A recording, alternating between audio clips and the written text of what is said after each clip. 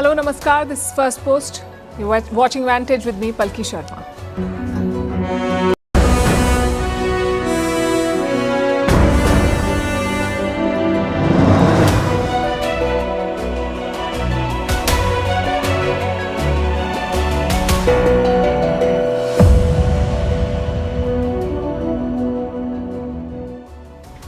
This week, Russian President Vladimir Putin is visiting India for the first time in 4 years. We'll tell you what's on the table, a defense pact and new weapons, and why it's a win-win for both sides. Also in focus, a bizarre twist from West Asia. Israel dropped an American bomb on the Hezbollah in Lebanon. It did not explode. Now America wants the bomb back. We'll tell you why. How China is flashing warning signs with corruption inside the PLA and a struggling economy. How clean air has become a fantasy in India. In Delhi, headlines say the air quality has, and I'm quoting, the air quality has improved to poor. Across Asia, climate change is taking lives with cyclones triggering floods and landslides. The death toll has crossed 1,100. In Hong Kong, you can't ask why the fire killed 151 people. China is slapping sedition charges on those who express anger. How Airbus was hit by twin setbacks over the weekend with shares plunging by 10%. What is rage bait, the Oxford word of the year? And what are Indians eating? A new survey says global flavors with a lot of ordering in. All this and more coming up. The headlines first. In India, the winter session of Parliament begins amid chaos. There was ruckus in both houses over the Special Intensive Revision or SIR of electoral rolls. The opposition walked out of the Rajya Sabha, which is the upper house of Parliament. Prime Minister Modi has urged lawmakers not to turn this session into a stage for theatrics. Ukrainian President Volodymyr Zelensky visits Paris. He held talks with his French counterpart Emmanuel Macron. Both leaders also spoke with Donald Trump's envoy Steve Witkoff. Ukraine is weighing its options over a truce plan proposed by the United States. But Europe fears that it risks caving in to Russian demands. Iran announces the discovery of a major gold deposit. It was found at one of the country's biggest mines for the precious metal. Tehran has never disclosed the amount of national gold reserves, but boosting it would strengthen Iran's economy as it reels under global sanctions. Singapore will impose a stricter ban on smartphones and smartwatches in secondary schools. This will be implemented from January. Currently, students are only barred from using their devices in classrooms. Singapore has one of the world's most digitally connected populations. And South Africa, Eswatini and Zambia begin administering a new HIV prevention injection. The drug has shown that it can reduce the risk of transmission by more than 99%. This is the drug's first public rollout in Africa. South Africa has the world's highest HIV population.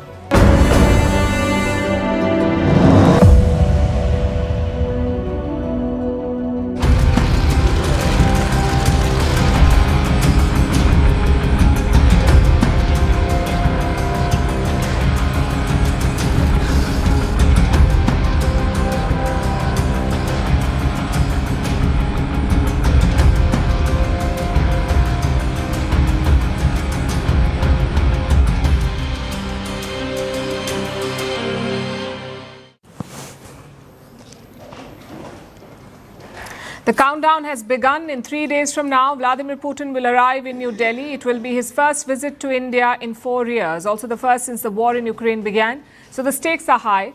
Major announcements are expected. Both sides are keen to make it a successful visit, and we at First Post will be covering it extensively for you. We'll be looking at all aspects of the India-Russia relationship, the strengths, the challenges and the opportunities, and we'll begin with the defense ties. This has been a key pillar of the bilateral relationship. The defense ties. And tonight we have two major developments to report on that front. One is from Russia and one is from India. Let's start with Russia. They want to move beyond the usual arms deals. Right now it's a fairly straight equation. India buys weapons, Russia sells weapons. But now they're looking for something deeper. A defense partnership where both militaries support each other on the ground. That could mean sharing military bases or allowing ships and aircraft to refuel or restocking supplies and getting repairs done. Russia wants all of this with India. It is ready to approve a defense pact that achieves all these goals. In fact, this pact was signed back in February this year. The only thing left is for it to be ratified by Russia's lower house, that's the State Duma. The agreement is called RELOS, the Reciprocal Exchange of Logistics Agreement. This pact would facilitate a closer defense relationship for military exercises, for disaster relief operations, and also for peacetime operations. So how does it help India? It would mean working closely with Russia in regions like the Arctic. And this is important. Remember, India wants to produce more energy from this region, from the Arctic. India wants to procure, rather, more energy from this region. In 2021, India got LNG from the Russian Arctic. And if military coordination improves, it could facilitate more energy trade for India. And what's in it for Russia? Well, this deal could open doors for them in the Indian Ocean. Russia could use Indian facilities and project power with ships and submarines. China has been active in the Indian Ocean. Chinese warships have become a regular presence, and they're expanding their footprint with more patrols, more ports, and more pressure. So Russia does not want to be left behind. It has been actively participating in joint naval drills, many of them with India. And it works for India too, because New Delhi sees Moscow as a steady partner, a partner who can quietly help balance China and keep other foreign navies in check. So like I said, this pact will be a win-win, and Russia is pushing for it. So that's the update from the Russian side. Now let's tell you about what India is looking at. New Delhi has its own plans for the Putin summit, and they're bold. Reports say India wants to reopen talks on major military deals. The focus is on two key systems, the Su-57 and the S-500. The Su-57, as you would know, is a Russian fighter jet. It's a fifth-generation combat aircraft. It is stealthy, fast and cutting-edge, equipped with long-range radar and missiles. India already flies more than 200 Russian jets, mostly the MiG-29 and the Sukhoi Su-30 MKI. Now it wants a fifth-generation fighter. And since Indian pilots and engineers know the Russian systems well, the Su-57 is being actively considered. That's the first system. The second system on the table is the S-500. This is an advanced air defense system. It's a step up from the S-400 system. And the S-400, as you would remember, played a crucial role in Operation Sindoor. It took down Pakistani drones and missiles. The S-500 would be an upgrade for the Indian forces. Think of it like a dome of protection, one that can shoot down incoming missiles or enemy aircraft. It can hit targets at even longer ranges and higher altitudes. So to put it simply, it gives India more reach and more control over its airspace, the S-500. So New Delhi is looking to buy these systems. Having said that, no military deals are expected to be signed during Putin's visit. The discussions that happened this week would be more like a statement of intent. Nonetheless, they send an important signal: a logistics pact and a military deal with Russia at a time when India is diversifying its weapons purchases. We are buying from other partners as well. Consider what India's Defense Secretary said last week. I'm quoting: India's defense cooperation with Russia is a long-standing one, and the nation does not intend to stop anytime soon. The thing is, India is thinking long-term. It is not walking away from Russia, but it is opening doors to other partners. India is balancing old partners with new ones. And when Putin lands in New Delhi this week, the balancing act will be on full display.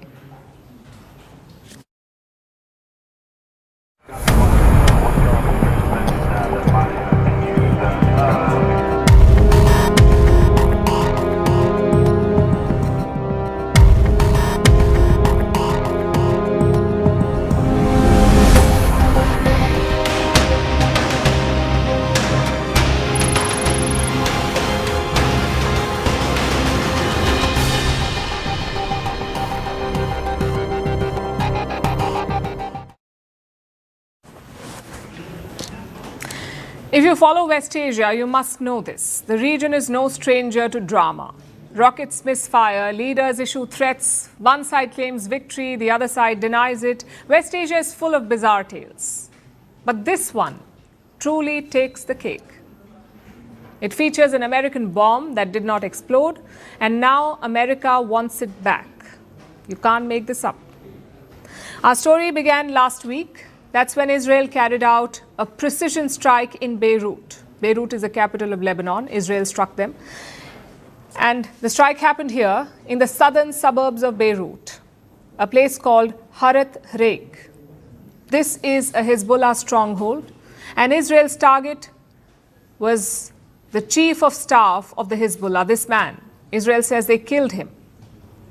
5 others were also killed in the strike. 28 others were injured. But here's the problem. Israel used one of their favorite American-made weapons, the GBU-39B small diameter bomb. Except one of these bombs did not do what bombs are supposed to do. It did not explode. It dropped without detonating. So an unexploded, fully intact, highly sensitive US glide bomb is lying in Hezbollah territory. It's like you can hear Washington panicking. So they did what the US does. They asked for it back. Imagine that. Your ally bombs another country, the bomb does not explode, and what do? You ask for that bomb back, like it's an Amazon package delivered to the wrong address.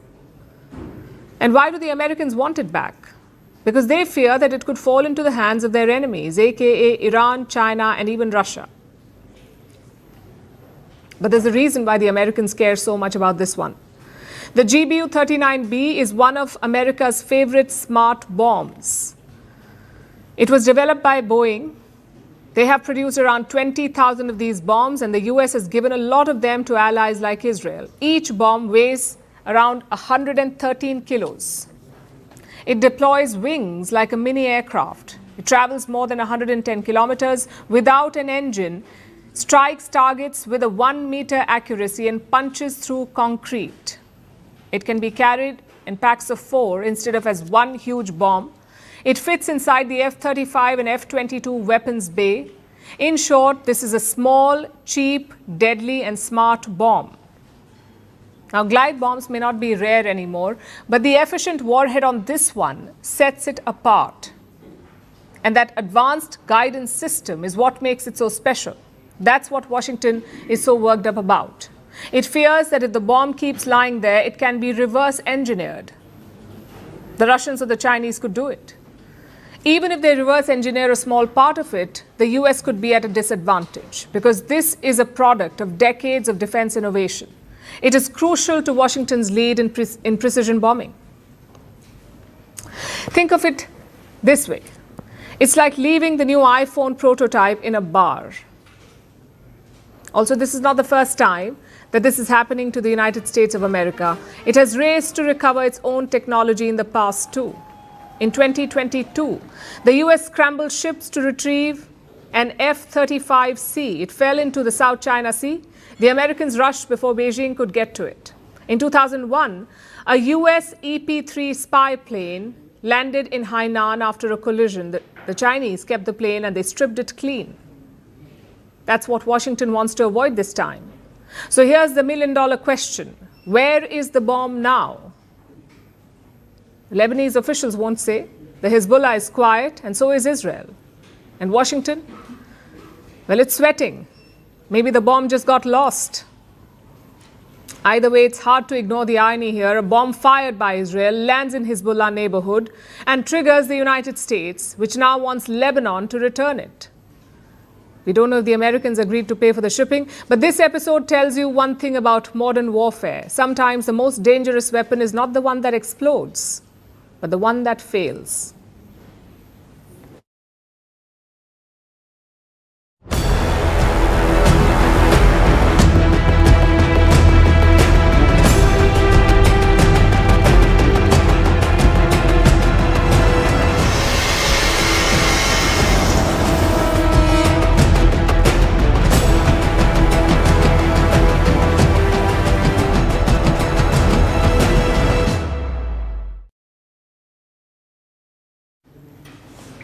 It's the 1st of December and Beijing can't seem to wait for the year to end.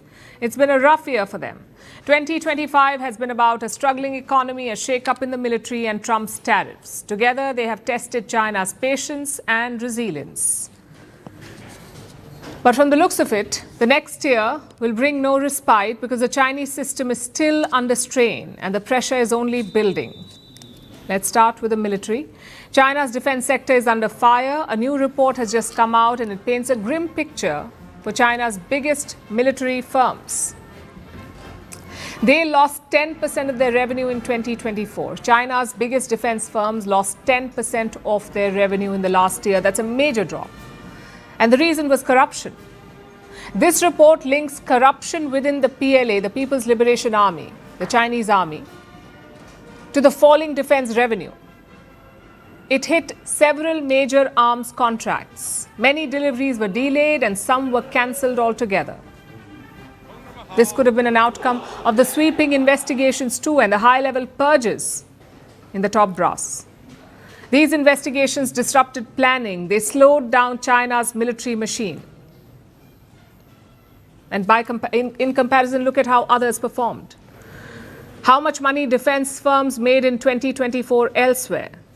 In Japan, revenues grew by 40%. In Germany, by 36%. Even in the United States, they posted gains. Revenue went up by 3.8%. But in China, the defense industry lost 10%. That's a steep fall.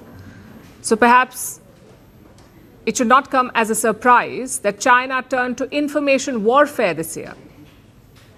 You may remember what happened during Operation Sindoor. China launched a disinformation campaign. It used artificial intelligence, fake accounts, and AI-generated images to discredit India's defenses and to promote Chinese weapons.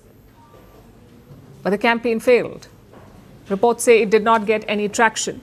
It just betrayed the desperation of China's defense companies, which have lost 10% of their revenue in the past year. That's one crisis they're dealing with. Then we have the Chinese economy. It is flashing red too. There was a major development over the weekend. This is about the data from private real estate deals, specifically the monthly home sales. China has decided to withhold this data, monthly home sales data. They won't publish it. Two major firms publish this data every month. Usually they aggregate data from the top 100 developers and publish it. This is important because home sales are a key metric to assess where the Chinese economy is headed. But now that there's a lot of bad news, China is going after the data. So don't expect home sales numbers for the month of November. Reports say this order came from the government, from the Housing Ministry of China. And look at the timing. Just days after the crisis at Vantage. We told you about it on the show. Vantage is a major developer of China. It is also a state-owned company. And it could be on the brink of default. Last week, Vantage had to repay a loan. And for the first time, it asked for an extension. This was a local bond, meaning the lenders are from China. And the delay was last minute. That's a clear sign of trouble. And this is a state-owned developer we are talking about. Vantage was seen as stable. It was seen as a safe bet in China's real estate market. If this company is under pressure, then it's hard to say who's safe. And this comes as trust in China's official data remains low. So the signals are all stacking up. China's military is facing purges and dealing with falling revenue. And on the economic front, one of their biggest developers is signaling distress. Together, they point to one thing. It's a system under growing strain.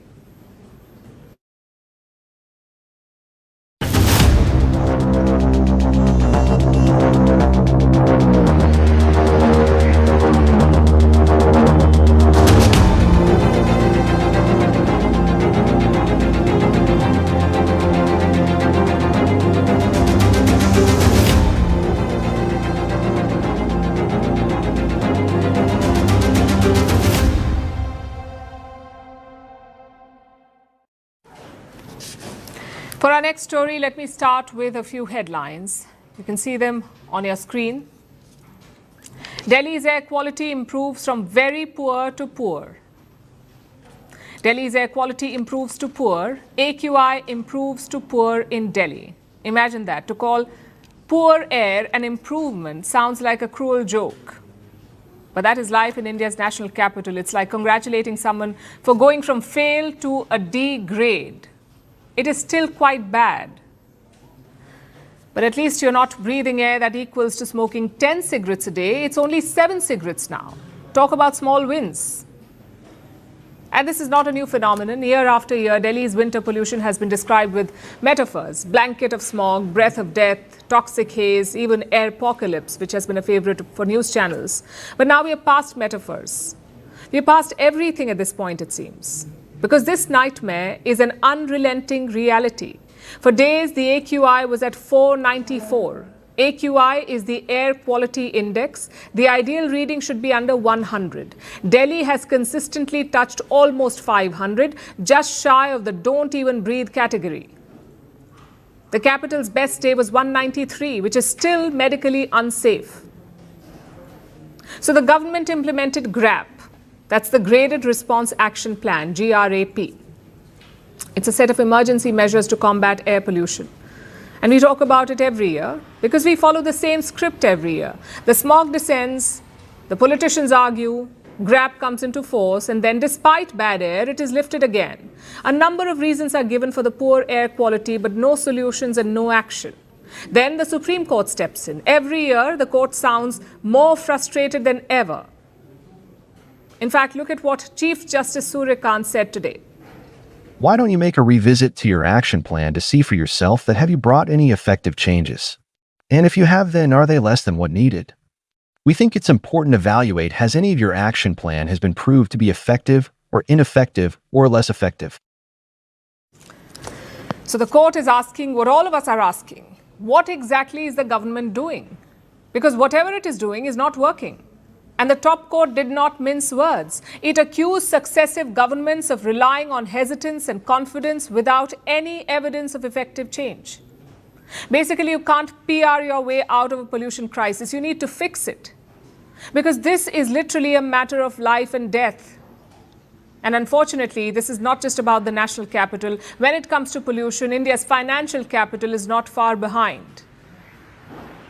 You see, in the battle of Mumbai versus Delhi, Mumbai always had one thing going for it: clean air. Despite the sky-high rents, despite the grinding traffic, Mumbai residents could at least cheer about clean air because their coastline was a saving grace. Well, not anymore.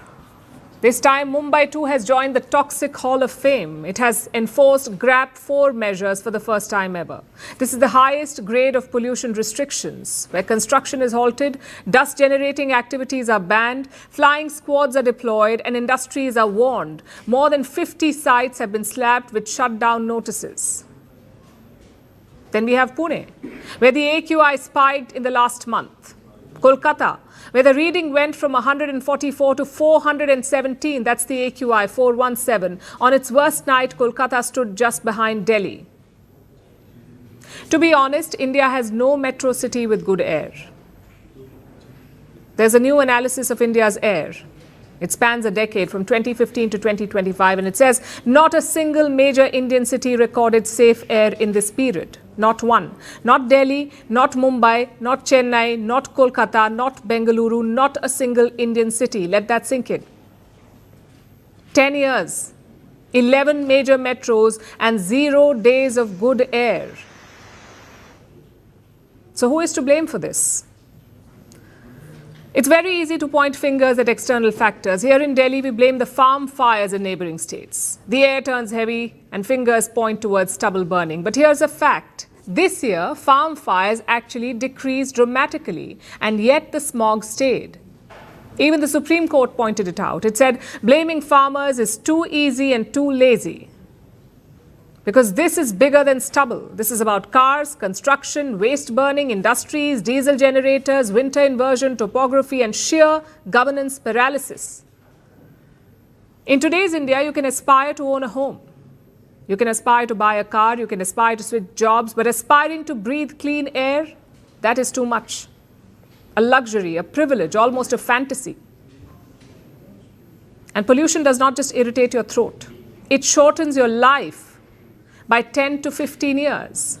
That is what science says. You're losing 10 to 15 years. So we can keep blaming farmers, weather, geography, anything, or we can accept the truth. India does not have a pollution problem. India has a policy problem. Anti-smog guns won't save us. Odd even won't save us. 1 week bans won't save us unless the system changes from the ground up. Every winter will be a rerun.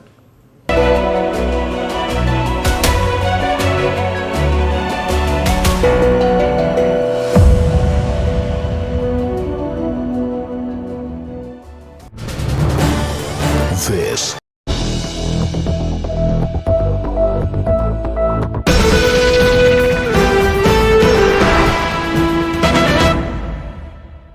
फिनेसा windows, beautiful and durable designs, installation से maintenance की life long customer service. आपके घर में फिनेस्टा नहीं है तो call कीजिए। Find Finer Finesta.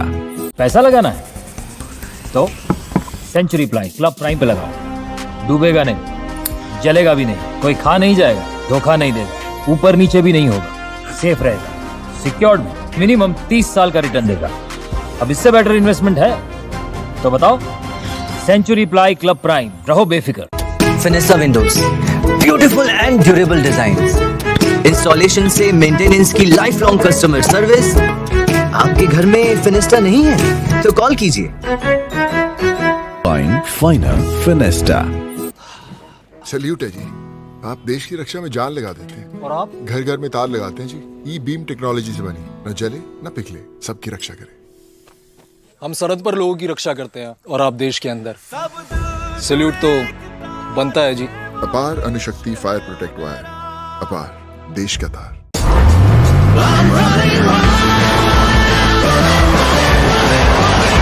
The all-new Hyundai Venue. Take up, go beyond.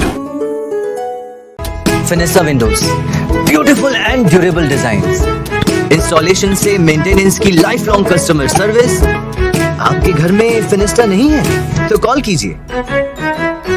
Find Finer Finesta. Russian President Vladimir Putin arrives in New Delhi later this week for the 23rd annual India-Russia summit. This is the first time since 20 and global geopolitics. It also comes against the backdrop of global tensions with Trump, who's had a testy time with India when it comes to trade and tariffs. India is the only country in the world that's paying 50% tariffs. So will the test be really in this balancing act that India has to do between America and Russia? And what can India gain from Putin's big visit? I dig a little deeper. Russian President Vladimir Putin will be in New Delhi on the 4th and 5th of December for the annual India-Russia summit. This is his first visit to India since the Ukraine war began in February of 2022, after which the entire global politics around both defense and energy have changed. This meeting carries significant diplomatic and strategic weight, coming at a time when New Delhi is recalibrating its long-standing dependence on Russian military hardware. At the same time, it's also dramatically trying to reduce its energy dependence on Russia. US President Donald Trump has made no bones of the fact Russian President Vladimir Putin arrives in New Delhi later this week for the 23rd annual India-Russia summit. This is the first time since 20 and global geopolitics. It also comes against the backdrop of global tensions with Trump, who's had a testy time with India when it comes to trade and tariffs. India is the only country in the world that's paying 50% tariffs. So will the test be really in this balancing act that India has to do between America and Russia? And what can India gain from Putin's big visit? I dig a little deeper. Russian President Vladimir Putin will be in New Delhi on the 4th and 5th of December for the annual India-Russia summit. This is his first visit to India since the Ukraine war began in February of 2022, after which the entire global politics around both defense and energy have changed. This meeting carries significant diplomatic and strategic weight, coming at a time when New Delhi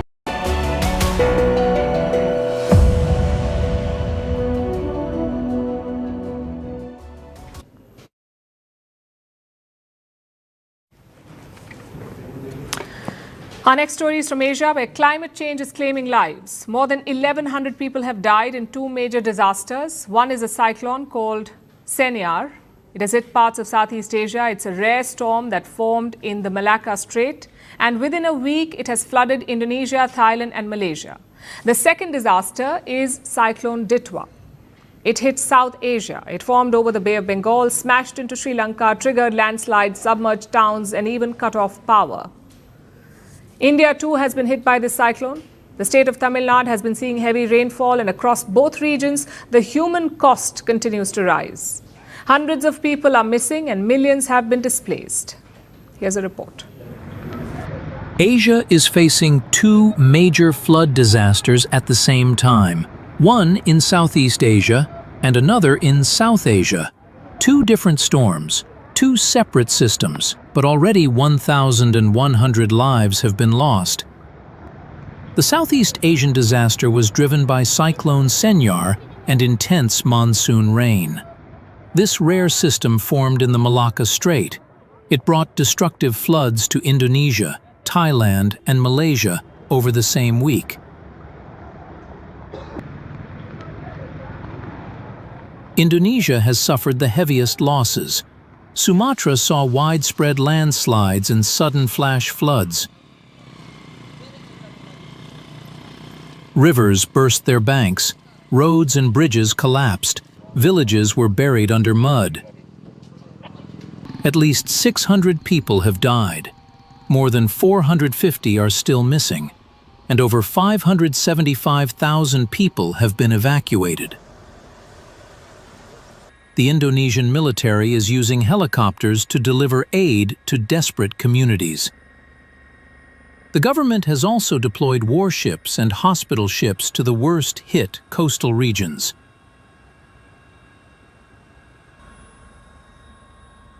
Thailand was also struck by the same system. The southern provinces saw severe flooding. Songkhla province recorded a once-in-300-year rainfall. Floodwaters exceeded 8 feet in parts of Hat Yai city. At least 176 people have died. Almost 2.8 million people have been affected. Authorities have airlifted patients from flooded hospitals. Supplies, including oxygen tanks, have been flown to cut-off communities struggling to survive. Malaysia, too, has experienced heavy flooding from the same storm. The northern state of Perlis was hit hardest. Thousands were moved into evacuation centers, and 2 deaths have been confirmed. Meanwhile, a separate storm hit South Asia. Cyclone Ditwa formed over the Bay of Bengal. It made landfall in Sri Lanka last week. It triggered landslides. It submerged entire towns. And it disrupted power and communication lines, leaving thousands in the dark. Sri Lanka's death toll has risen to 355. At least another 366 people are missing. More than 1.1 million people have been affected. Thousands are in shelters. And here, too, the military is using helicopters to drop food, fuel, and medicine to stranded families. Sri Lanka's president says the country faces the most difficult rescue operation in its history. As a country, we are facing the largest and most challenging natural disaster in our history. We also recognize that what we are undertaking is the most difficult rescue operation in our nation's history. This is the first time the entire country has been struck by such a disaster. India has stepped in to help its neighbor in crisis. New Delhi launched Operation Sagar Bandhu. India has delivered relief supplies to Sri Lanka. It has also evacuated its stranded citizens from Colombo and nearby regions. Besides, parts of Tamil Nadu have also faced heavy rain linked to Cyclone Ditwa. South Indian cities like Chennai have reported flooding and flight disruptions. Across Asia, rescue teams are still reaching cut-off areas. Hundreds remain missing. Millions are displaced. The immediate crisis is far from over. And for the survivors, the long road to recovery is only just beginning.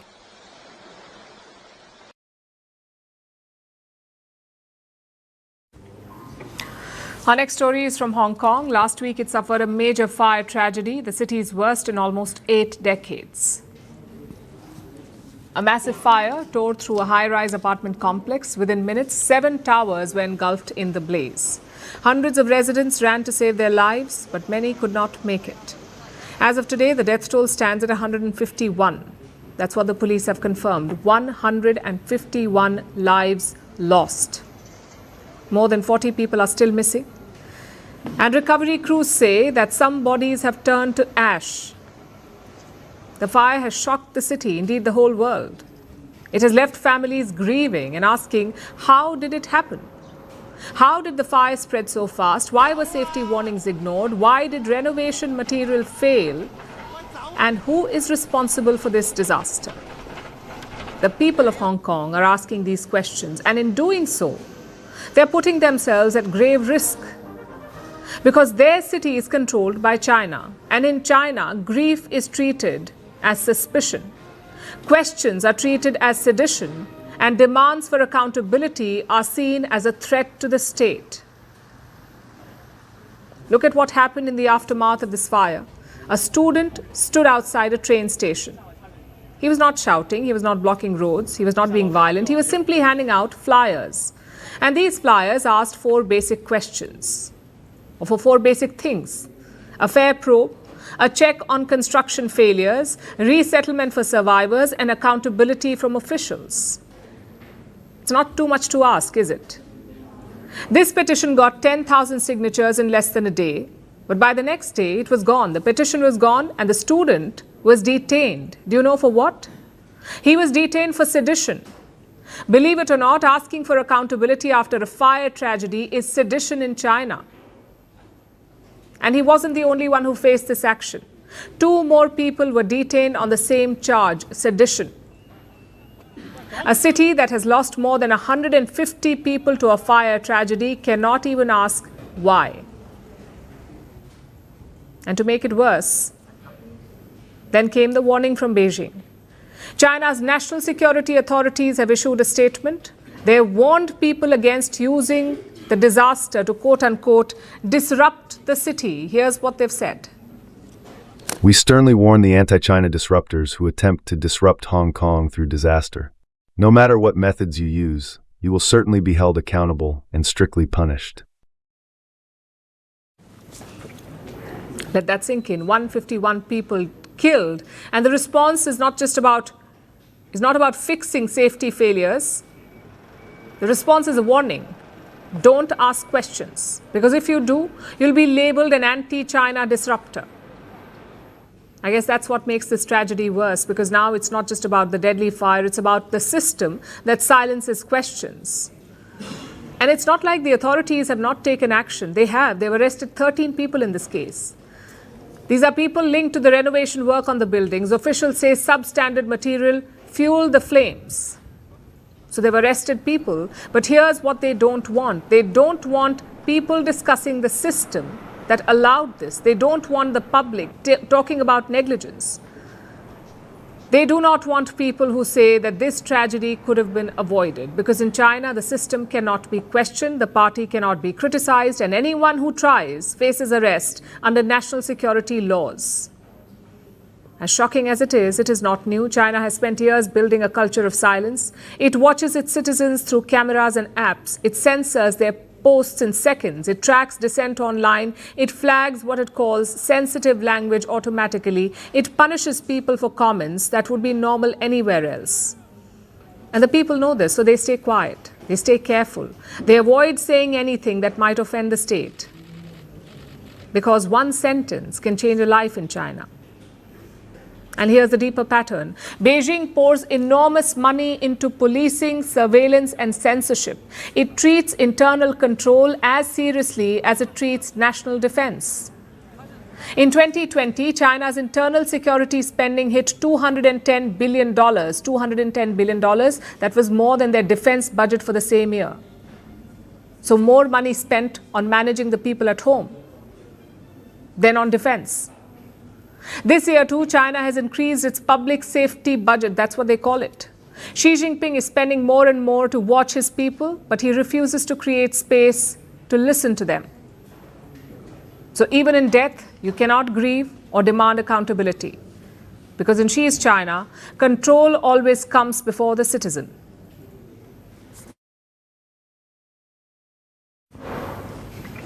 Now let's talk about the latest scare in the skies. It happened last week. An Airbus plane dipped mid-flight. This was an Airbus A320. It dipped unexpectedly, and this triggered a global alert. Airbus had to ground many planes. Turns out a solar flare had disrupted the flight system. And then today, they suffered a second blow. A quality flaw was found in the fuselage of the planes. These were undelivered A320 planes. They found a flaw. Needless to say, the deliveries have been delayed and Airbus shares have dropped by 10%. So 2 crises in 2 days. Neither may cause lasting damage for the company, but it serves as a reminder that global aviation still rests on 2 wings, Airbus and Boeing, 2 companies that have a virtual monopoly on commercial aviation. And when one stumbles, there is no fallback option. Here's a report. It began with a sudden dip. An Airbus A320 lost altitude mid-air. Pilots quickly regained control, but what caused it was something no engineer could have anticipated: a solar flare. Yes, a burst of energy from the sun. It happened far away, but it triggered panic across global aviation. Airbus grounded planes from its A320 fleet. The incident triggered a worldwide advisory. Engineers traced the issue to the flight control computer.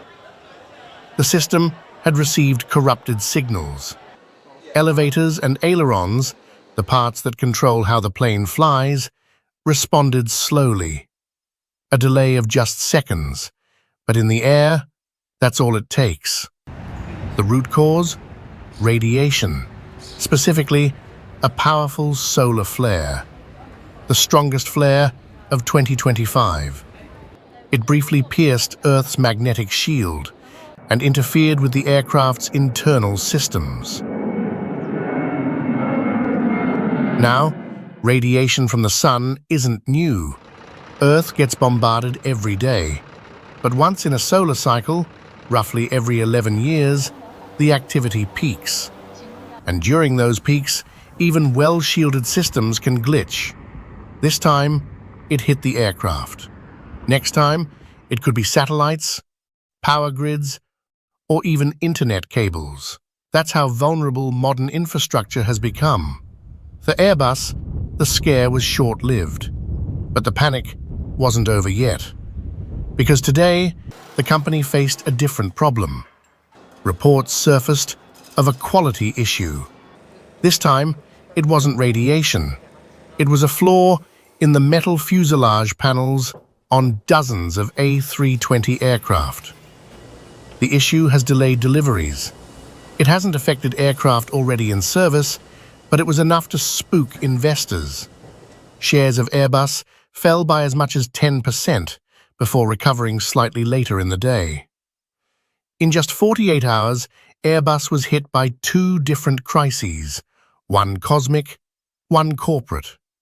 Neither caused long-term damage, but together they've exposed something deeper, a vulnerability in global aviation, not in engineering, but in supply. Because today, the world depends on just 2 companies to build most of its planes: Airbus and Boeing. That's it. No third option, no backup plan. And that's the risk. When Boeing faltered with the 737 MAX, airlines turned to Airbus. Now, when Airbus has hit turbulence, there's nowhere else to go. And that's what these incidents have reminded us. It's about how fragile the aviation ecosystem really is. A single software glitch can ground thousands of planes. A missed weld can delay dozens of deliveries, and a solar flare can scramble flight computers mid-air. So while Airbus works to patch its software and fix its panels, the world is watching. Not because one company stumbled, but because everyone is flying on the same 2 wings: Airbus and Boeing. And if either one falters, the world's flight path gets shakier.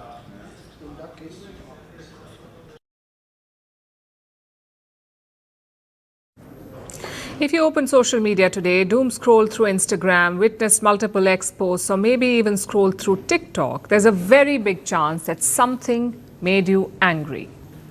Not annoyed, not irritated, I mean angry.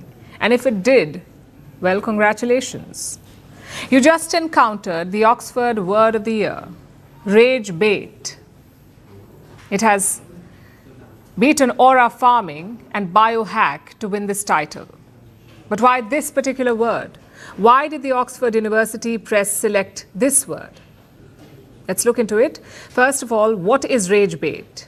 What does the term actually mean? Well, here's a simple version. Rage bait is online content engineered, literally engineered to make you furious, not to make you informed or entertained, but angry enough to react. These are not accidents. These are carefully designed emotional traps, baits. The video of someone doing something so wrong it hurts. The post on X written to offend half the planet. The influencer who can't seem to believe that women have rights in 2025. The political meme that boils your blood. The strategy is simple. Anger equals engagement. Engagement equals money and reach. And this is not clickbait. Like content that triggers curiosity, that is clickbait, almost like the internet looking over your shoulder. Rage bait is the internet grabbing you by the collar and screaming in your face. So why did rage bait explode in 2025? It's because the internet has changed. A decade ago, platforms rewarded curiosity. 10 things doctors don't want you to know. Today, curiosity is old school. Emotion is king. And unfortunately, the cheapest emotion to produce is anger. According to Oxford, usage of the term surged threefold this year. Do you know why? Because from influencers to brands to even trolls, everyone has figured out the simplest rule of the internet. Make them mad and they will stay. Make them furious and they will share. And here's where it gets uncomfortable. According to researchers, humans are biologically tuned to react to danger, threat, or conflict. Our ancestors needed this. If someone was yelling in the bushes, you ran. Today, the bushes are your phone, and the danger is a guy making pizza with toothpaste. If you awe at a cat video, you just scroll to the next. But if you're furious about a stranger putting ketchup in biryani, you leave a paragraph-long comment, or maybe share it with your friends. So there's one kind of content that gets rewarded, and there's another that gets forgotten. And creators know this, platforms know this. Basically, we humans are wired to notice negative content. We are wired to remember it. And platforms are wired to reward it. In 2024 and 2025, this turned into a perfect storm. Global elections, misinformation, creator payout schemes, AI-generated content, a generation exhausted by but addicted to scrolling. We had all of it. And what was the result? A digital environment where rage is more valuable than reason. Last year's Oxford Word of the Year was brain rot. That's the result of endless scrolling. This year's winner is rage bait. Together they form a cycle. Rage sparks engagement, algorithms amplify it, users get overwhelmed, people start avoiding news. The internet becomes even more extreme. It's like a snake eating its own tail. And who is in the middle of all of this? It's us, you and me. We are tired, we are overstimulated, and still strangely unable to put the phone down.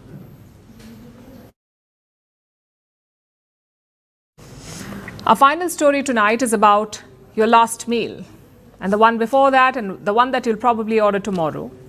A new national report is out. It shows that India's dining habits are changing faster than ever. Sushi is no longer exotic. It's weekday dinner. Tacos are not a novelty anymore. They're a quick office lunch. And Korean fried chicken, well, it's a college canteen staple.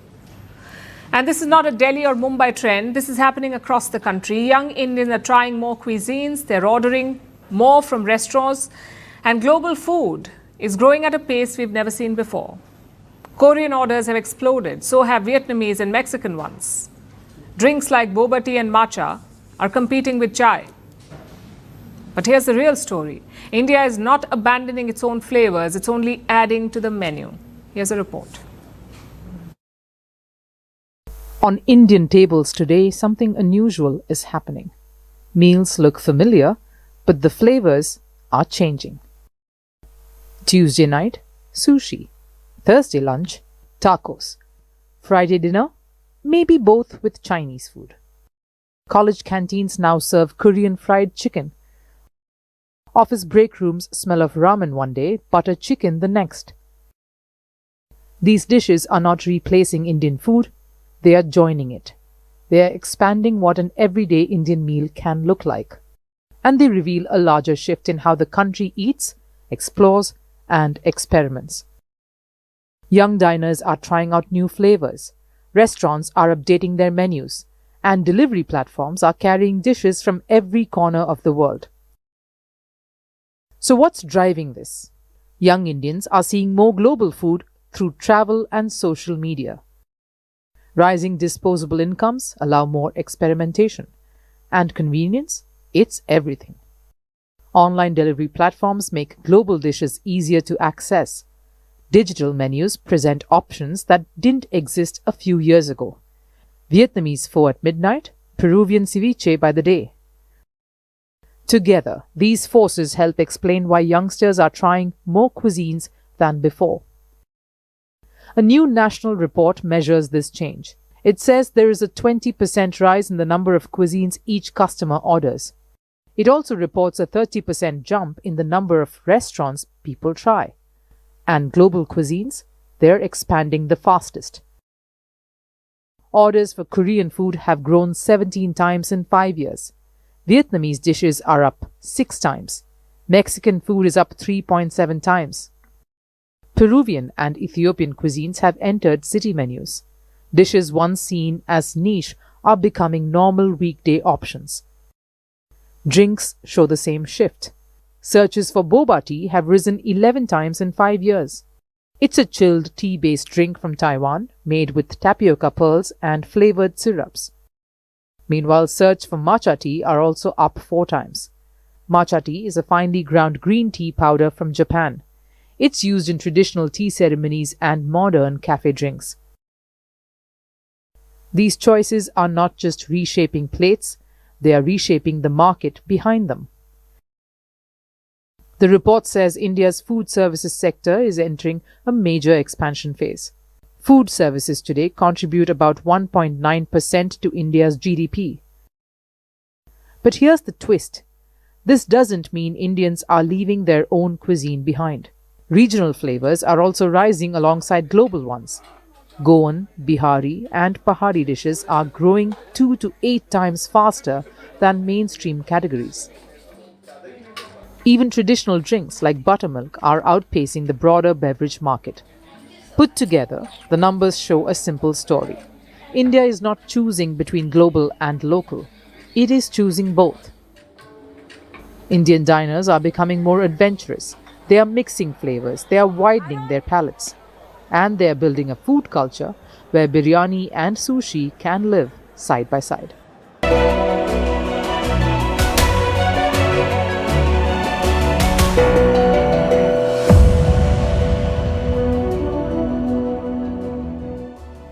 Presented by JK Tire Puncture Guard. Say goodbye to flat tires. Co-powered by Fenesta, India's #1 windows and doors brand. Hindustan मिले हिंदुस्तान से जय हो देश हो विदेश हो जेके हो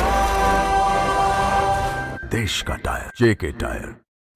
फिनेस्टा windows, beautiful and durable designs, installation से मेंटेनेंस की लाइफ लॉन्ग कस्टमर सर्विस। आपके घर में फिनेस्टा नहीं है तो कॉल कीजिए।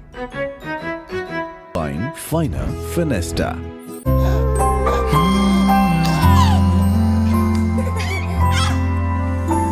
अपने दिल के हिस्से की सेफ्टी से समझौता? No chance. इसलिए पॉलीकैब ग्रीन वायर्स, जो है लेड फ्री और इमरजेंसी में दे कम toxic gas. Polycab green wires, India safe happy connection. Hi, I'm Gaurav Mehta and I'm the CEO. Nope, you're a founder. No. I'm not a founder. I've given you the details. Well, then you forgot to add founder. Who's my co-founder, by the way? You don't have one yet. Your wealth is your first startup. Don't just manage it, scale it with the right co-founder. Ionic Wealth. Co-founder in your journey of wealth creation.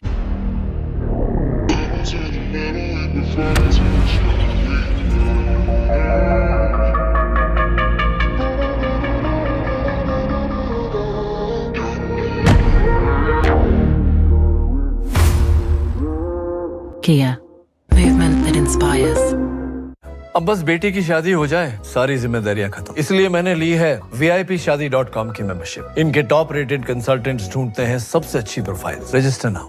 सोच रहा हूँ term life insurance ले लूं ताकि मेरे बाद family को पैसों की कमी ना हो। तू भी ले ले। अबे जल्दी क्या है, बाद में देख लेंगे। आराम से आराम से आराम से। अपने कुणाल को हार्ट अटैक आ गया यार। पॉलिसी बाजार पर 0 GST के साथ अब 1 करोड़ का टर्म लाइफ इंश्योरेंस सिर्फ 400 रुपए महीने से शुरू। अब बस बेटी की शादी हो जाए, सारी जिम्मेदारियां खत्म। इसलिए मैंने ली है VIPshadi.com की मेंबरशिप। इनके टॉप रेटेड कंसल्टेंट्स ढूंढते हैं सबसे अच्छी profile. Register now.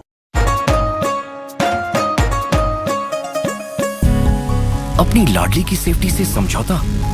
No chance. इसीलिए पॉलीकैप ग्रीन वायर्स। इसमें है 99.97% हाई कंडक्टिव प्योर कॉपर। ये साधारण वायर्स के मुकाबले जल्दी गर्म नहीं होते। Polycab green wires, India safe happy connection. We are everyone, but we are not just anyone. I've made my choice today. We choose progress over pressure. The endless sky. I'll We say no to shortcuts and yes to the strength of discipline, to the pride of planning, to the thrill of watching our future take shape little by little. We are citizens and you can be one too. Sip karo, citizen bano. Mutual fund investments are subject to market risks. Read all scheme related documents carefully.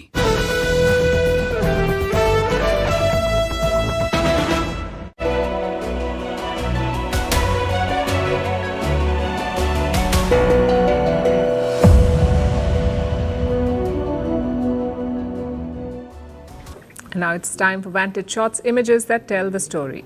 Pope Leo prays for peace in Lebanon. Thailand's Queen completes a half marathon alongside a two-time Olympic champion. And a football match was abandoned in Amsterdam after fireworks were launched in the stadium. Finally, we're taking you back in history. On this day in 2019, a man in China's Wuhan fell ill. The index case, or patient 0, reportedly experienced symptoms on the 1st of December. The first recognized cluster of Wuhan virus cases occurred in late December. By January 2020, the city was under lockdown, yet the Wuhan virus cases spread across the globe. We're leaving you on that note. Thank you for watching. We'll see you tomorrow.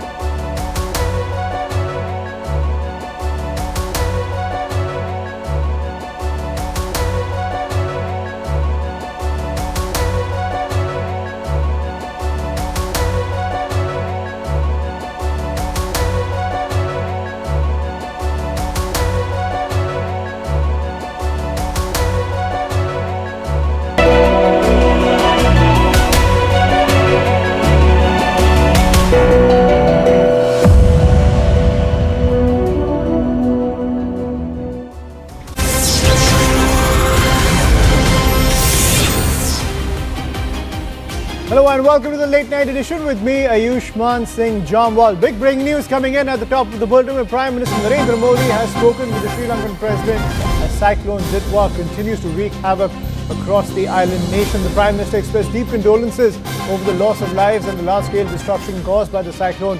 President Dissanayake conveyed his sincere gratitude for India's timely and effective assistance. Prime Minister Modi assured him that India will continue to extend all support under Operation Sagar Bandhu in line with Vision Mahasagar, reaffirming India's role as the region's first responder. The two leaders agreed to stay in close touch as relief and restoration efforts continue on the ground in Sri Lanka as the cyclone continues to wreak havoc. I'm joined by my colleague Anindya on the broadcast to get more details. So Anindya, when it comes to Prime Minister Modi's pitch about India being the first responder, the Indian government walking the talk.